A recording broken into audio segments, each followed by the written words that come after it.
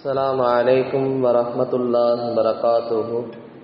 الحمد لله رب العالمين والصلاة والسلام على رسوله خاتم النبيين وعلى آله الطيبين وأصحابه الطاهرين والمؤمنين المسلمين كلهم أجمعين. أما بعد، قال الله سبحانه وتعالى في القرآن العليم والفرقان المجيد بعد أعوذ بالله من الشيطان الرجيم بسم الله الرحمن الرحيم واذكروا الله في أيام معلومات وقال أيضا اليوم أكملت لكم دينكم وأتممت عليكم نعمتي ورضيت لكم الإسلام دينا. صدق الله العليم. وقال نبينا محمد صلى الله عليه وسلم في حديثه الشريف أحتسب على الله أن يكفر سنة الذي قبله وسنة الذي بعده. وقال أيضا خير الدعاء دعاء يوم عرفة قول عبدي. وقال أيضا قول عبد الله أكبر وخير من الدنيا وما فيها أو كما قال صدق نبي رسول الله ஸல்லல்லாஹு அலைஹி வஸல்லம். புகழ் அனைத்தும் எல்லாம் வல்ல அல்லாஹு ஜல்லஷானு வ தஆலா ஒருவனுக்கே உரித்தாகட்டும். ஸலாத்தும் ஸலாம் நம் உயிரின் மேலான உத்தம அருமை நாயகம் முஹம்மதுர் ரசூலுல்லாஹ் ஸல்லல்லாஹு அலைஹி வஸல்லம் அவர்கள் மீதும் அவர்களுடைய பரிசுத்த குடும்பத்தார்கள் உத்தம சத்திய சஹாபாக்கள் தாபிஈன்கள் தபவு தாபிஈன்கள் வலிமார்கள் சுஹதாக்கள் நாதாக்கள் பெரியோர்கள் நல்லோர்கள் இமாம்கள் இந்த ஜும்மா நன்னாளில் வீற்றிருக்கும் நம் அனைவரின் மீதும் அல்லாஹ்வின் அன்பும் பேரருளும் என்றென்றும் நிறைவாக உண்டாகட்டுமாக. ஆமீன். கண்ணியமிக்க அல்லாஹ்வின் நல்லடியார்களே, பெரியோர்களே, அல்லாஹ்வுடைய மாபெரும் கிருபையால் இஸ்லாமிய மாதங்களில் புனிதமிக்க வருடத்தினுடைய கடைசி மாதமான துல்ஹிஜ்ஜா சிறப்பிற்குரிய மாதத்தில் முதல் ஜுமாவில் நாம் எல்லாம் இருக்கிறோம். எல்லாம் வல்ல அல்லாஹ் ஜல்லஷானு தஆலா வாழும் காலமெல்லாம் லா இலாஹ இல்லல்லாஹ் முஹம்மதுர் ரசூலுல்லாஹ் என்கிற கலிமாவின் அடிப்படையில் வாழ்ந்து மரணிக்கின்ற பொழுதும் அந்த உன்னத கலிமாக்களை மொழிந்தவர்களாகும். வாழும் காலமெல்லாம் அல்லாஹ் ரசூலுக்கு கட்டுப்பட்டு கீழ்ப்படிந்து ஷரியத்தின் அடிப்படையில் வாழ்பவர்களாகும். எதையெல்லாம் விட்டு அல்லாஹ் ரசூல் தடுத்தார்களோ தவிர்ந்திருக்க சொன்னார்களோ அது அத்துணையும் அறவே விலகி இருக்கக்கூடியலாம். வாழும் காலமெல்லாம் மருத்துவமனை கஷ்டங்கள் சிரமங்கள் செலவுகள் இல்லாத ஆரோக்கியமான சரீர சுகமான இன்பமான வாழ்வினையும் வாழும் காலமெல்லாம் அஜ்ஜு உம்ரா போன்ற கடமைகளை மீண்டும் மீண்டும் செய்யக்கூடிய நற்பேற்றினையும் நபிகள் நாயகம் ஸல்லல்லாஹு அலைஹி வஸல்லம் அன்னவர்களை கனவிலும் நினைவிலும் கண்டுகளிக்கக்கூடிய பாக்கியத்தினையும் பெருமான் ஸல்லல்லாஹு அலைஹி வஸல்லம் ரவுலா ஷரீஃபை ஜியாரத் செய்யக்கூடிய நற்பேற்றினையும் மேலும் கண்மணி நாயகம் ரசூலுல்லாஹி ஸல்லல்லாஹு அலைஹி வஸல்லம் என்னென்ன நலவுகள் துவாக்கள் கயிறு பரக்காத்துக்களை எல்லாம் கேட்டார்களோ செய்தார்களோ அது அத்தனை நமக்கும் நம்முடைய குடும்பத்தார்களுக்கும் வல்ல ரஹ்மான் பரிபூர்ணமாக தந்தருள் புரிவானாக. ஆமீன். கண்ணியமிக்க அல்லாஹ்வின் நல்லடியார்களே, பெரியோர்களே, அல்லாஹ்வுடைய மாபெரும் கிருபையால் அவனுக்கு பிடித்த சிறப்பிற்குரிய அவன் சத்தியமிட்டு சொன்ன நாட்களில் நாம் இருக்கிறோம். உலகத்தில் உள்ள எல்லா நாட்களையும் விட இந்த துல்ஹஜ் மாதத்தினுடைய முதல் 10 அல்லாஹ்வுக்கு ஆக பிரியமானது. வல் ஃபஜ்ரி வலயாலின் அஷ்ர், அல்லாஹ் குர்ஆனிலே கூறுவான், அதிகாலையின் மீது சத்தியமாக 10 இரவுகளின் மீது சத்தியமாக என்று சொல்லப்படக்கூடிய 10 இரவுகள் தஃசீர்களில் நாம் பார்க்கிற பொழுது இப்னு கஸீர் ரஹ்மத்துல்லாஹி அலைஹி அவர்கள் போன்ற இப்னு அப்பாஸ் போன்ற மிக பெரும் மார்க்கத்தினுடைய ஹதீஸ்களை வல்லுநர்கள் நமக்கு சொல்லுவது இந்த துல்ஹஜ் மாதத்தினுடைய முதல் 10 நாட்கள் என்பதாக கூறுகிறார்கள். அல்லாஹ் இந்த 10 நாட்களை சத்தியமிட்டு சொல்லுகிறான்னு சொன்னால் மிக பாக்கியமான நாட்களில் நாம் இருக்கிறோம். எல்லா விதமான அமல்களும் ஒன்று சேரக்கூடிய சிறப்பிற்குரிய மாதம் தான் இந்த துல்ஹஜ் என்கிற இந்த சிறப்பிற்குரிய மாதம். இதில் ஹஜ்ஜு கடமை இருக்கிறது, குர்பானி இருக்கிறது, தான தர்மங்கள் இருக்கிறது, குர்ஆன் திலாவத் இருக்கிறது, ஐவேளை தொழுகைகள் இருக்கிறது, அரஃபா நோன்பு இருக்கிறது. எல்லா அமல்களும் ஒன்று சேர்ந்து செய்யக்கூடிய சிறப்பிற்குரிய மாதம் என்பதுதான் இந்த துல்ஹஜ் மாதம். ரமலான் மாதத்தில் யாராலும் ஹஜ்ஜு செய்ய முடியாது. ஹஜ்ஜுடைய நாட்களில் தான் ஹஜ்ஜு செய்ய முடியும். பரலான தொழுகைகள் ஐவேளை தொழுது கொண்டு இருக்கிறோம். அல்லாஹ் கொடுத்த பாக்கியம். இந்த 10 நாட்களில் நாம் அதை தொழுகிறோம். எனவே எல்லா அமல்களும் ஒன்று சேரக்கூடிய சிறப்பிற்குரிய மாதமும் சிறப்பிற்குரிய நாட்களும் இந்த 10 நாட்கள் தான் என்பதை மார்க்க அறிஞர்கள் நமக்கு விளக்கம் தருகிறார்கள். அல்லாஹ்வும் சத்தியமிட்டு சொல்கிறான். எனவே முக்கியமான 3 அமல்களை குறித்து நாம் பார்ப்போம். ஒன்று, இந்த 10 நாட்களில் நாம் செய்ய வேண்டியது அதிகம் தக்பீர் கூற வேண்டும். ஐயாமு தக்பீராத் என்று சொல்லப்படக்கூடிய தக்பீர் சொல்லக்கூடிய நாட்களில் நாம் இருக்கிறோம். அங்கே ஆஜிகள் தல்பியா கூறிக்கொண்டிருப்பார்கள். இங்கே நாட்டிலே உள்ள ஊரிலே உள்ள மற்ற அடியார்கள் அல்லாஹ் மீது அதிகம் தக்பீர் சொல்ல வேண்டும். ஐயாமு தக்பீராத் தக்பீருடைய நாட்கள் என்பதாக சொல்லப்படுகிறது. அதே போன்று ஆஜிகள் இன்று பிறை 8 புறப்பட ஆரம்பித்து விடுவார்கள் மினாவிற்கு. இன்றையிலிருந்து அவர்களுடைய அமல்கள் ஆரம்பிக்கப்பட்டுவிடும். அவர்களுடைய அமல்கள் தொடங்கிவிடும். ஹஜ்ஜுடைய அந்த 5 நாட்கள் அவர்கள் செய்ய வேண்டிய அமல்கள் மினா, அரஃபா, முஸ்தலிஃபா, குர்பானி கொடுக்குதல், இறுதியா தவாஃபே ஜியாரா, அந்த பிறை 10 ஷைத்தானுக்கு கல்லெறிதல், எல்லா அமல்களும் இன்று பிறை 8 தொடர்ந்து அவர்களுக்கு அமல்கள் ஆரம்பித்துவிடும். அவர்கள் அங்கே தல்பியா முழக்கமிட்டு கொண்டே இருப்பார்கள். நாட்டிலே உள்ள ஊரிலே உள்ள மற்ற அடியார்கள் அத்துணை பேரும் அவர்கள் அல்லாஹ்வை புகழ்ந்து தக்பீர் கூறிக்கொண்டே இருக்க வேண்டும். அல்லாஹ் ரப்பல் ஆலமீன் திருமறையிலே கூறி காண்பிப்பான். நபிகள் பெருமானார் ஸல்லல்லாஹு அலைஹி வஸல்லம் அன்னவர்கள் ரப்பக கப்பீர், உங்களுடைய ரப்பை பெருமைப்படுத்துவீராக, தக்பீர் சொல்லுவீராக என்று அல்லாஹ் கூறி காண்பிப்பான். எனவே இன்னொரு இடத்தை நாம் பார்க்கிற பொழுது கப்பீருஹு தக்பீரா, அவனை பெருமைப்படுத்த வேண்டிய விதத்தில் அவனை பெருமைப்படுத்துங்கள் என்று அல்லாஹ் திருமறையிலே சொல்லி காண்பிப்பான். எவ்வளவுக்கு எவ்வளவு நம்ம அதிகமாக அல்லாஹு அக்பர், அல்லாஹு அக்பர், லா இலாஹ இல்லல்லாஹு, அல்லாஹு அக்பர், அல்லாஹு அக்பர் வலில்லாஹில் ஹம்து அதிகமாக ஓதிக்கொண்டே இருக்க வேண்டும். அல்லாஹ் பெருமை பாராட்டுகிறான். மலக்குகளை கூட்டு சொல்லுகிறான், என்னுடைய அடியார்களை பாருங்கள், அங்கே ஹஜ்ஜில உள்ள அடியார்களை பாருங்கள், புழுதி படிந்தவர்களாக அவர்கள் தங்களுடைய தலைவிரி கோலமாக என்னை அவர்கள் நின்று வணங்கி கொண்டிருக்கிறார்கள், துவா செய்கிறார்கள், பாவ மன்னிப்பு தேடுகிறார்கள், தக்பீர் கூறுகிறார்கள், தல்பியா கூறுகிறார்கள், என்னுடைய அடியார்களை பாருங்கள் என்பதாக மலக்குகளை கூட்டு பெருமை பாராட்டுகிறான் சொன்னால் அப்பேற்பட்ட சிறப்பிற்குரிய நாட்கள் இந்த 10 நாட்கள். எனவே எவ்வளவுக்கு எவ்வளவு நம்மால் அமல் செய்ய முடியுமோ இரவு வணக்கங்கள், திலாவத்து குர்ஆன், திக்ர், இந்த நாட்களை நீங்கள் அடைந்தாலே அந்த 3 திக்ரை பெருமாள் ஸல்லல்லாஹு அலைஹி வஸல்லம் சொல்லி தருகிறார்கள். ஃபைன அக்ஸரு திக்ரி, நீங்கள் அதிகமாக அல்லாஹ்வை இந்த திக்ரை இந்த நாட்களில் செய்யுங்கள். தஸ்ஹீலன் தஹ்லீலன் தஹ்மீதன், அல்லாஹு அக்பர் சொல்லுங்கள், லா இலாஹ இல்லல்லாஹ் சொல்லுங்கள், அல்ஹம்துலில்லாஹ் சொல்லுங்கள். இந்த திக்ரை இந்த நாட்கள் அதிகமாக ஓத வேண்டும். அதிகம் ஓத வேண்டும். எப்பொழுது நாம் ஓதுகிற 33 விடுத்தம் அல்ல, 100, 500, 1000 ஓதுங்கள். அல்லாஹ் உங்கள் மீது பிரியப்படுகிறான். எனவே நாட்களிலே சிறந்த நாட்கள் என்பது இந்த துல்ஹஜ் மாதத்துடைய முதல் 10 என்பதாக அல்லாஹ் சத்தியமிட்டு கூறுகிறான். முதல் செய்தி அதிகம் தக்பீர் ஓத வேண்டும். சஹாபாக்களை நீங்கள் பாருங்கள், நல்லது ஏற்பட்டாலும் அல்லாஹு அக்பர் சொல்லுவார்கள், ஒரு தீமை ஏற்பட்டாலும் அல்லாஹ் அக்பர் சொல்வார்கள். பயணத்தில் செல்லுகிற பொழுது அல்லாஹு அக்பர், ஸ்பீட் பிரேக்ல ஏறுகிற பொழுது அல்லாஹு அக்பர், எல்லா இடத்திலும் அல்லாஹு அக்பர். அங்கே நெருப்பு எரிகிறது, ஏதோ ஒரு வீடு, அங்கே பார்க்கிற பொழுது அல்லாஹு அக்பர் கூறுவார்கள். எனவே அல்லாஹு அக்பருடைய பவர் அல்லாஹ்வை பெருமைப்படுத்தி கொண்டே இருக்கும், நமக்கு நன்மையை சேர்த்து கொண்டே இருக்கும். அதிகம் இந்த தக்பீராத்துகளை நாம் ஓதிக்கொண்டே இருக்க வேண்டும்.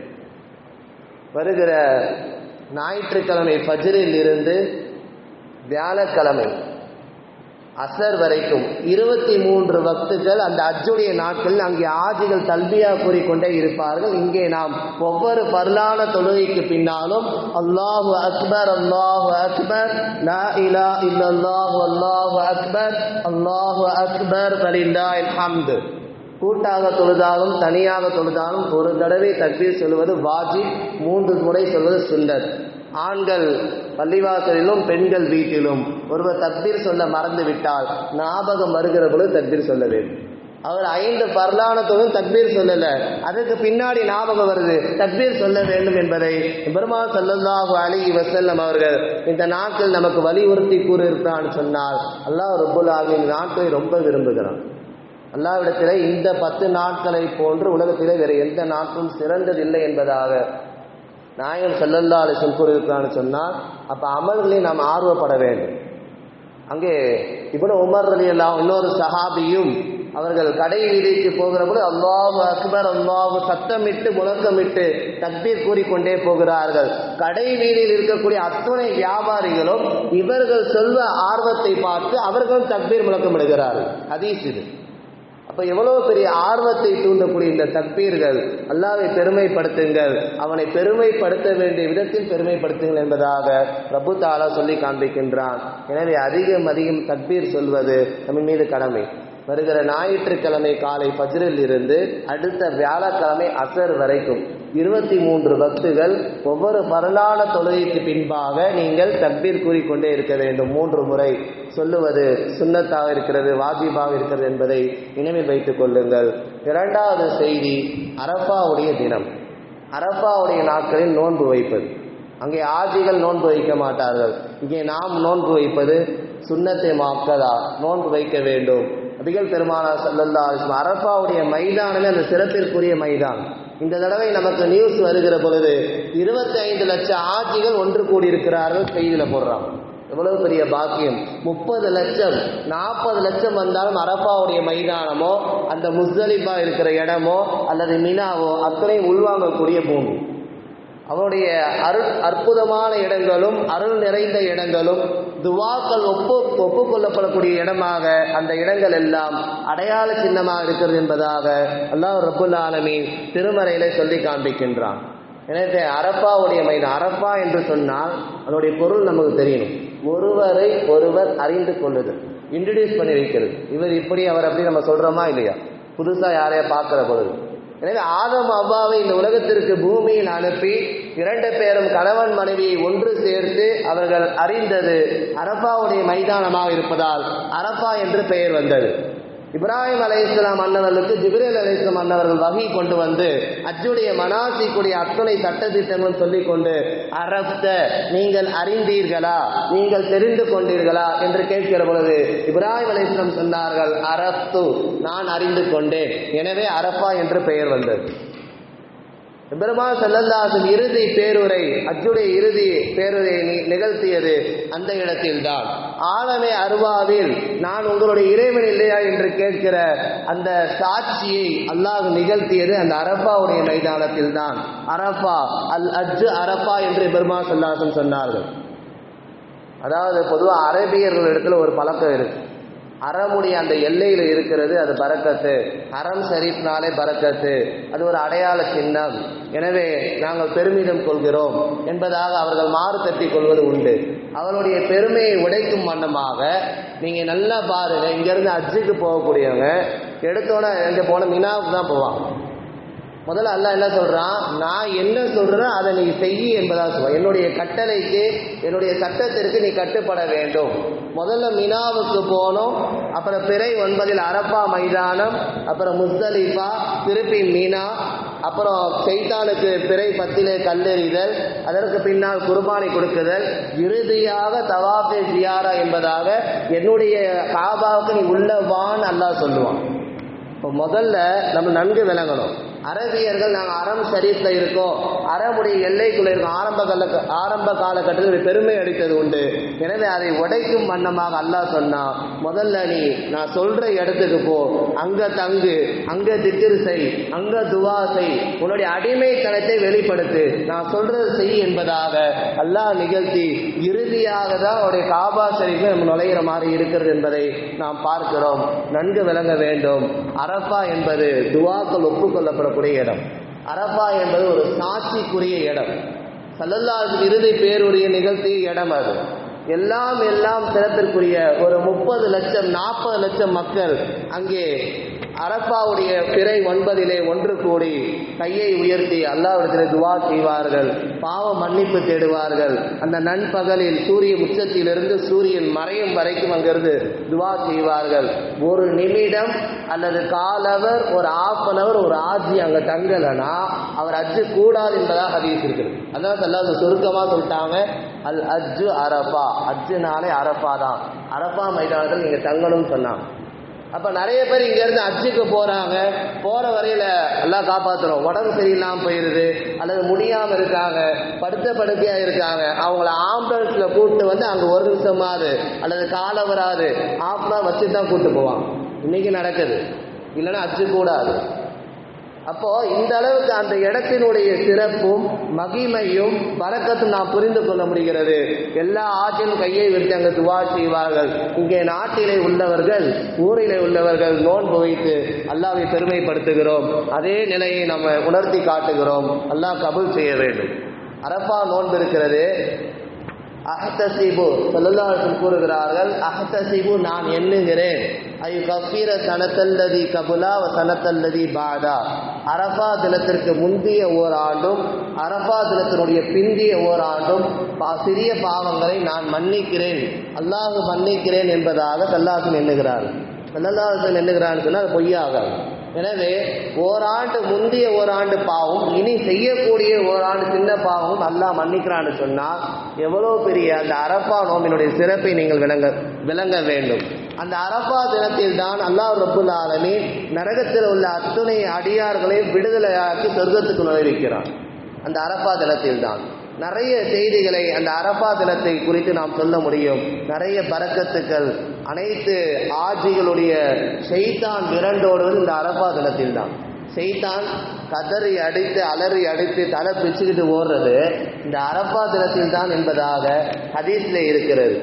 அது மட்டுமல்ல, பெருமாள் ஸல்லல்லாஹு அலைஹி சொன்னாங்க, கைரு துவாஇ, துவாக்களிலே சிறந்தது துவாவி யௌமி அரஃபா, அரஃபா நாளிலே கேட்கப்படும் துவா என்பதாக ஸல்லல்லாஹு அலைஹி சொன்னாங்க. எல்லா நபிமார்களும் கேட்ட அந்த திக்ர், லா இலாஹ இல்லல்லாஹ் வஹ்தஹு லா ஷரீக லஹு லஹுல் முல்கு வ லஹுல் ஹம்து வ ஹுவ அலா குல்லி ஷைஇன் கதீர். அரஃபா தினத்திலே யார் இதை 100 முறை ஓதுகிறார்களோ 100 பாவங்கள் மன்னிக்கப்படுது, 100 நன்மை எழுதப்படுது, 100 தரஜா உயர்த்தப்படுகிறது என்பதாக எல்லா நபிமார்களும் இந்த திக்ரை 4ஆம் கலிமாவை ஓதியதை அரஃபா தினத்தினுடைய சிறப்புகள் குறித்து நாம் வரிசையாக பார்த்து கொண்டு வருகிறோம். அரஃபா என்று சொன்னால் அறிதல், தெரிந்து கொள்ளுதல், புரிதல் என்பதாக விளக்கி தருகிறார்கள் மார்க் அறிஞர்கள். எனவே நாட்டிலே உள்ளவர்கள் அந்த அரஃபா தினத்தன்று நோன்பு வைக்க வேண்டும். அல்லாஹ் ஓராண்டு முந்திய ஓராண்டும் பிந்திய ஓராண்டினுடைய அனைத்து சிறிய பாவங்களை மன்னிப்பதாக வாக்களிக்கிறான். அல்லாஹ் கபூல் செய்வானாக.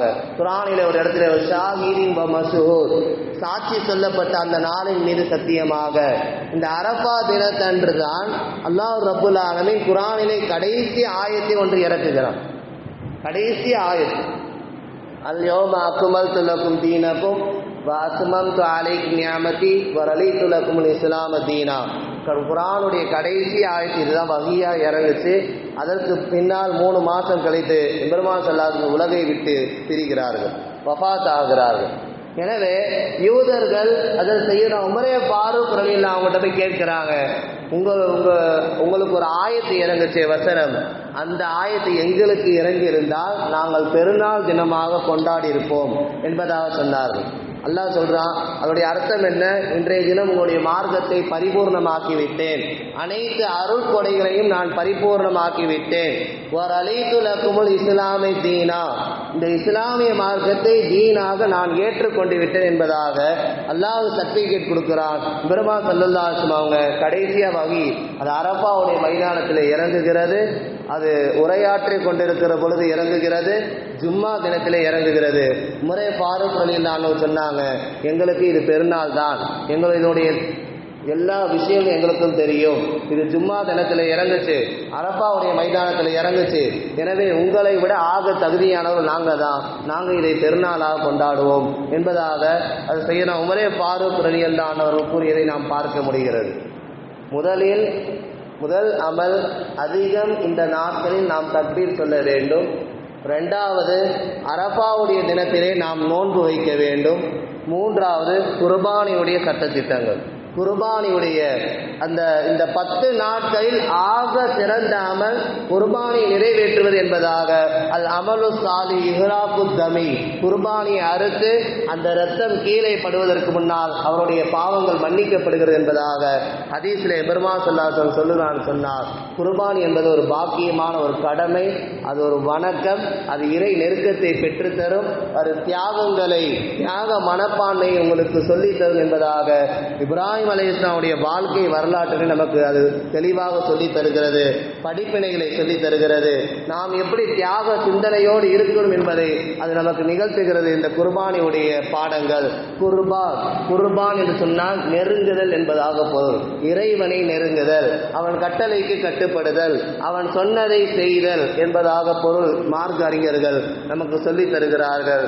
சென்ற வாரமே குர்பானி குறித்து நிறைய விஷயங்கள் நம்ம உங்களுக்கு சொன்னோம். எனவே அவருடைய சட்டத்திட்டங்களை விளங்க வேண்டும். குர்பானி பிராணி அது ஆடு மாடு ஒட்டகங்களிலிருந்து குர்பானி கொடுக்க வேண்டும்.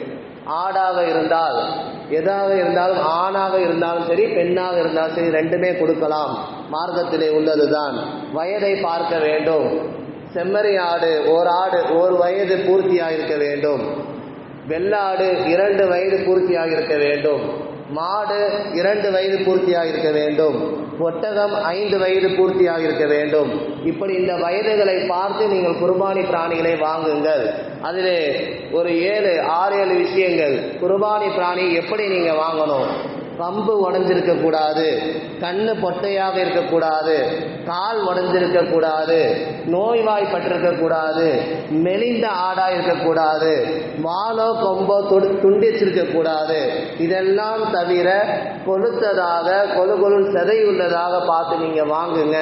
ஏன்னா நீ குல்லி ஷாரத்தின் அசனா, ஒவ்வொரு ரோமத்திற்கும் உங்களுக்கு நன்மை உண்டு என்பதாக பெருமாள் ஸல்லல்லாஹு அலைஹி வஸல்லம் சொன்னாங்க. அந்த குர்பானி பிராணி தான் நாளைக்கு வறுமையில் உங்களுக்கு வாகனமாக வரும் என்பதாக சொல்லி காட்டினார்கள். குர்பானியுடைய சிறப்பை குறித்து யாருக்கு ஜகாத்து கடமையாகிறதோ அவர்களுக்கும் குர்பானி கடமை. குர்பானி என்பது ஒரு குடும்பத்திற்கு ஒன்றல்ல. யார் மீதெல்லாம் குர்பானி கடமையாகிறதோ அத்தனை பேரும் கொடுத்தாக வேண்டும். வசதி இல்லாதவர்கள் மாட்டு குர்பானியிலோ ஒட்டக குர்பானியிலோ சேர்ந்து விடலாம். வசதி படைத்தவர்கள் குர்பானி ஒரு ஆட்டை வாங்கி கொடுப்பது சிறந்தது, ஆக சிறந்தது. பெருமாள் ஸல்லல்லாஹு அலைஹி வஸல்லம் மதீனாவுக்கு போன 10 வருஷமும் அவங்க ஆட்டை குர்பானி கொடுத்திருக்கிறார்கள். ஒரு ஆடை அல்லாஹ்வுடைய மார்க்க சட்டத்தை நிறைவேற்றுவதற்காகவும் ஒரு ஆடை இந்த உம்மத்திற்காக குர்பானி கொடுத்திருக்கிறார்கள் நியத் வைத்து. எனவே இன்னைக்கு எத்தனை பேர் பெருமாள் ஸல்லல்லாஹு அலைஹி வஸல்லம் பேரை சொல்லி நம்ம அறுக்கிறோம் யோசித்து பார்ப்போம். நம்ம வீட்டில் உள்ளவங்களுக்கு நியத் வச்சு கொடுக்கிறோம், மரணிச்சவங்களுக்கு நியத் வச்சு கொடுக்கிறோம். என்னைக்காவது எம்பெருமான் ஸல்லல்லாஹு அலைஹி வஸல்லம் நான் குர்பானி கொடுக்கிறேன் என்று நீங்கள் நியத் வைத்து கொடுத்து பாருங்கள், அதனுடைய பரக்கத்தை வேறு. ஸல்லல்லாஹு அலைஹி வஸல்லம் இந்த உம்மத்திற்காக ஒரு ஆட்டை நான் குர்பானி கொடுத்தாங்க. எங்கேயும் உம்மத்தை விடவே மாட்டாங்க. நாளைக்கு சொர்க்கத்தையும் நம்மை கூட்டு செல்வார்கள். அல்லாஹ் கபூல் செய்வானாக. ஜகாத்தை இந்த 5 நாட்களில், ஜகாத் என்பது ஒரு வருடம் பூர்த்தியான பின்னால் நாம் கொடுப்போம். குர்பானி என்பது இந்த 5 நாட்களில் அந்த தொகை இருந்தால், சுமார் ஒரு 46,000 பணம் உங்கள் கையில் இருந்தால் உங்கள் மீது குர்பானி கடமை. உங்களுடைய அத்தியாவசிய தேவைகள், அன்று பெருநாள் தினத்தினுடைய தேவைகள், கடன் இல்லாமல் எல்லா தேவையும் போக 46,000 பணம் உங்கள் கையில் இருந்தால் அவர்கள் ஒவ்வொருவர் மீதும் குர்பானி கடமை. ஒரு ஆண் குர்பானி அறுக்கலாம், ஒரு பெண் குர்பானி அறுக்கலாம். நாங்கள் ஆட்டை வாங்கி கட்டிட்டோம், திடீர்னு ஆடு அது கீழே உழுது ஏதோ ஒன்று உடஞ்சிருச்சு, வால் துண்டிச்சிருச்சு, குர்பானி கொடுக்கலாம், கூடும். இப்படி நிறைய சட்ட திட்டங்களை மார்க்க அறிஞர்கள் நமக்கு சொல்லி தருகிறார்கள். இந்த 3 அமல்களையும் சரிவர கடைபிடித்து இது எல்லாம் அல்லாஹ்வுடைய நெருக்கத்தையும் பொருத்தத்தையும் பெறுவதற்காகத்தான் என்பதை, இப்ராஹிம் அலைஹிஸ்ஸலாம் தியாகத்தை நினைவு கூர்ந்து நாமும் இது போன்று அவனுடைய கட்டளைக்கு கட்டுப்பட்டு நடப்பதை வலியுறுத்துவதுதான் இந்த துல்ஹஜ் மாதத்தினுடைய ஒட்டுமொத்த அமலின் சுருக்கமாக இருக்கிறது. எல்லாம் வல்ல அல்லாஹ் ஜல்லஷானஹு வ தஆலா இதை சரியான முறையில் நாம் கடைபிடித்து அவருடைய பொருத்தத்தை பெற்றுள்ளா நாம் ஆகுவோம். அதிகம் தக்பீர்களை கூறுவோம். அதிகம் இந்த நாட்களில் உள்ள 10 நாட்களுடைய எல்லா அமல்களையும் நாம் சிறப்பான முறையில் செய்வோம். செய்வதற்கு முயற்சி செய்வோம், ஆர்வப்படுவோம். குர்பானியை சிறந்த முறையில் நிறைவேற்றுவோம்.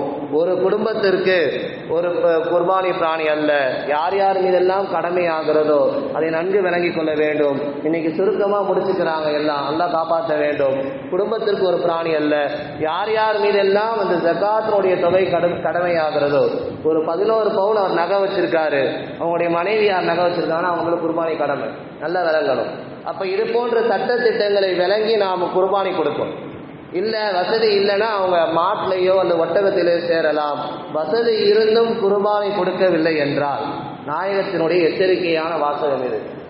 வசதி இருந்தும் குர்பானை கொடுக்கவில்லை என்று சொன்னால் அவர் பெருநாள் தொழுகைக்கு வர வேண்டாம், பெருநாள் தொழுகைக்கே நெருங்க வேண்டாம் என்பதாக பெருமாள் ஸல்லல்லாஹு அலைஹி வஸல்லம் சொல்லுகிறான்னு சொன்னால் இது போன்ற சட்டத்திட்டங்களை தெளிவாக விளங்கி நாம் சரியான முறையில் நிறைவேற்ற வேண்டும். சில பேர் என்ன கொஞ்சம் கொடுபோக்காக இருக்காங்க, அதை ஆட்டை வாங்கணும், அதை மேய்க்கணும், அதுக்கு தனியாக ஒரு இடத்த வைக்கணும், அதுக்கு தீனி போடணும். அப்போ இப்ராஹிம் அலைஹிஸ்ஸலாம் எப்படி செஞ்சாங்க? மகனார் பெற்றெடுத்த மகனை கொடுக்க சொல்லுகிறது கொடுத்தார்கள் அல்லையா? மகன்கிட்ட கேட்டாங்க, கொடுக்க சொன்னாங்க 7 வயசுல, அல்லாஹ்வுடைய கட்டளைனா நீங்கள் செய்யுங்கன்னாங்க. அப்போ கொடுத்தாங்கல்ல. இந்த தியாகத்தை தான் நாம் முன்னாடியே அந்த ஆடை வாங்கி வளர்த்து நம்மோடு ஒரு குடும்பத்தில் ஒருவராக அதை பார்த்து அதற்கு தீனி கொடுத்து அதை கடைசியில் நம்மை விட்டு பிரிகிறது அல்லவா, அந்த வலி வேதனை அந்த கஷ்டம், அதுதான் தக்குவா. அந்த தக்குவாவைத்தான் அல்லாஹ் எதிர்பார்க்குறான். ஏன்னா நம்ம குர்பானியா பிஸ்மில்லா அல்லாஹ் அக்பர் சொல்லி தான் அறுக்கிறோம், ஆனால் சாப்பிட்றது யாருங்க? நம்ம தான் சாப்பிட்றோம். அப்போ அல்லாஹ் எதிர்பார்க்கிறது நான் சொன்னா நீ செய்கிறியா? இது காலளவு ரப்பு அஸ்லீம். இப்ராஹிம் அலைஹிஸ்ஸலாம் அல்லாஹ் சொன்னா நீங்கள் அஸ்லீம் நீங்கள் கட்டுப்படுங்கள் என்பதா அல்லாஹ் சொன்னா. கால அஸ்லாம் தோ அல்லாஹ் சொன்னால் உடனே செய்து விட்டார், நான் கட்டுப்படுகிறேன். அதை தான் செய்தார்கள். அந்த இப்ராஹிம் அலைஹிஸ்ஸலாம் வரலாறுலாம் நீங்கள் எடுத்து பாருங்கள். மனைவியும் மக்களையும் கொண்டு போய் பாலைவனத்தில் விட சொன்னாங்க. 90 வயது 100 வயது கழிச்சு இஸ்மாயில் அலைஹிஸ்ஸலாம் பறக்கிறாங்க. குழந்தை பிறந்தோட குர்பானி கூட அல்லாஹ் சொல்றான், கொடுக்குறாங்க. எது சொன்னாலும் செய்தார்கள். அந்த கட்டளையை மாறு செய்யாமல் உடனே அவர்கள் ஃபுல் சரண்டர் ஆனனால தான் அந்த தியாகத்தை நினைவு கூறுவண்ணமாக அல்லாஹ் ரப்புல் ஆலமீன் இது போன்ற வாய்ப்பை நம்ம கொடுத்திருக்கிறான். எனவே சரியான முறையில் சட்டத்திட்டங்களை விளங்கி அவருடைய பொருத்தத்தை பெற்றவர்களாக இந்த அமல்களை செய்து அல்லாஹ் நம்மை பாக்கியவான்களாக ஆக்கி அருள்வானாக. ஆமீன். வாஹிருதாவானா அனில் ஹம்துலில்லாஹி ரப்பில் ஆலமீன். இணைமிக்க அல்லாஹ்வின் நல்லடியார்களே, பெரியோர்களே,